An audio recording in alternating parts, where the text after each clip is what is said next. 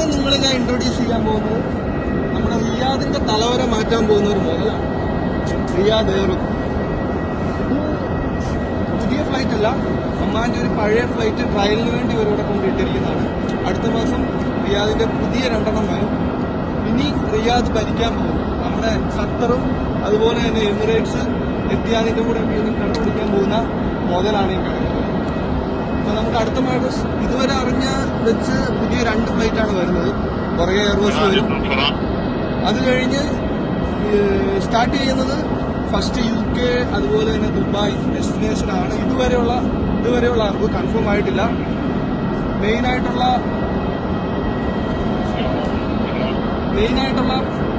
Destination Dubai UK ആണ് ഇപ്പം നിലവിൽ നിൽക്കുന്നത്.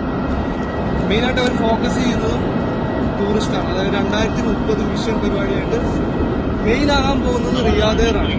അങ്ങനെ സൗദി അറേബ്യ ഒരു ടൂറിസ്റ്റ് കൺട്രിയിലേക്ക് ആ ഒരു തലവര മാറ്റി വരുത്താൻ വേണ്ടി ഇറങ്ങും.